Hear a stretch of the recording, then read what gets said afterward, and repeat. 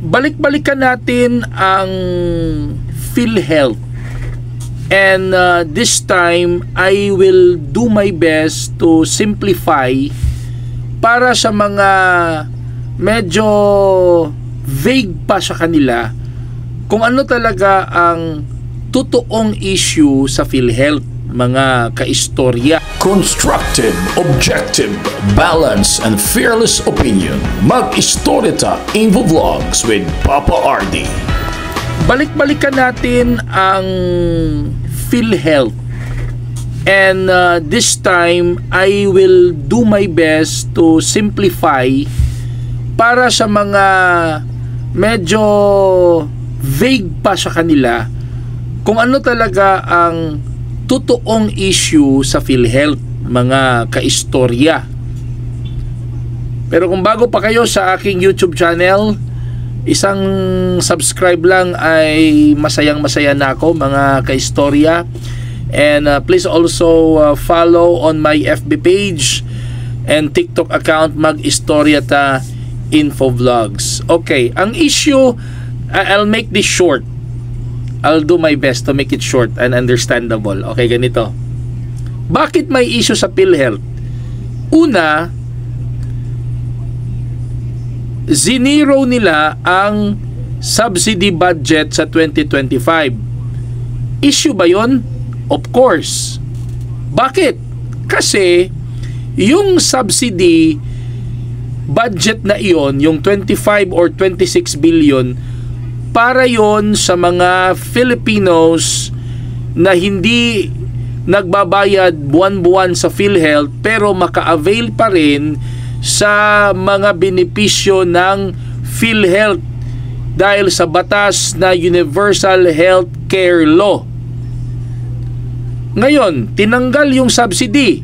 Ang tanong, who will shoulder the expenses of indigent Filipinos na gustong mag-avail ng PhilHealth? Wala nang subsidy eh. Yung subsidy, yun yung magbabayad sana. Ang gobyerno ang magbabayad sa kanila kapag sila na ospital. Sunod, sasabihin nila, hindi na kailangan yung 25 billion or 26 billion kasi meron namang 600 billion unutilized fund ng PhilHealth. Issue ba yun? Yes. Bakit? Hindi pwedeng gamitin yun as subsidy. Kasi yung 600 billion na unutilized fund ng PhilHealth, galing yon sa mga Pilipino na nagbabayad buwan-buwan, mga kaistorya. Una, issue na bakit may unutilized fund? Ano ang ginagawa ng taga-PhilHealth dyan? Bakit may natirang 600 billion?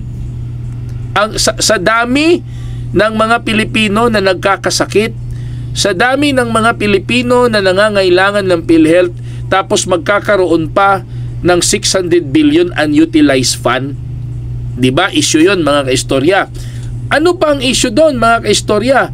Hindi pwedeng kukunin doon sa 600 billion ang subsidy dahil nahuhulog, mga kaistorya, na ang nagbabayad sa mga indigent Filipinos sa kanilang hospitalization, hindi na ang gobyerno, kundi ang taong bayan na.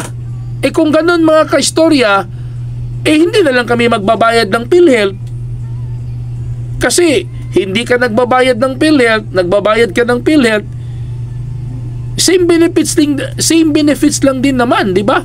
Mga kaistorya, yun ang issue doon, mga kaistorya. And aside from that, mga kaistorya, meron tayong sin tax law. Kaya nga dinagdagan ang buhis ng sigarilyo at ng inuming nakalalasing, mga kaistorya, dahil doon kinukuha ang budget para sa subsidy budget ng PhilHealth.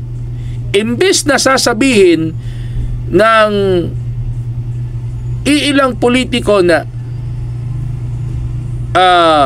meron namang 600 billion, bakit pa kami magbibigay ng subsidy? Hindi dapat. Ang dapat doon, mga kaistorya, tuloy pa rin yung subsidy budget para sa mga indigent Filipinos, at yung 600 billion mga kaistorya na unutilized fund, yun yung gagamitin para mas lalo pang mag-improve mga kaistorya ang serbisyo ng PhilHealth.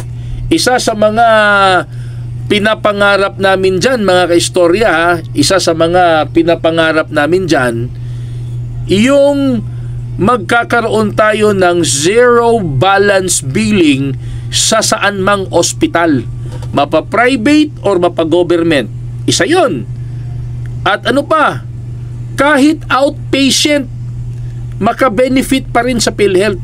Dahil sa ngayon, hindi kapag ka-outpatient, walang PhilHealth pwede ba yun mga kaistorya ngayon? Pwede. Bakit?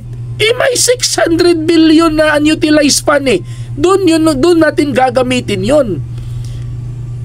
Mas doon natin gagamitin, lalawakan pa natin yung coverage, lalakihan pa natin ang coverage. Yung 600 billion dapat nakatutok lang yon doon sa mga Pilipino na nagbabayad.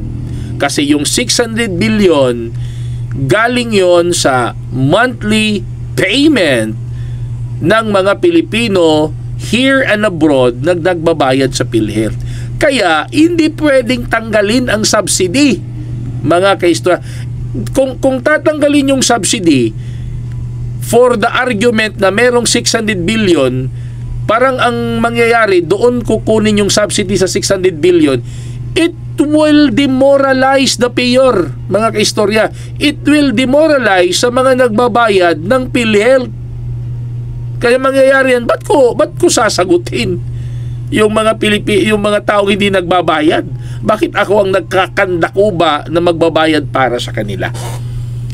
Supposedly, ang gobyerno ang magbabayad doon sa mga below poverty line na hindi nakakabayad ng PhilHealth para masama pa rin sila sa mga PhilHealth benefits because of the Universal Health Care Law.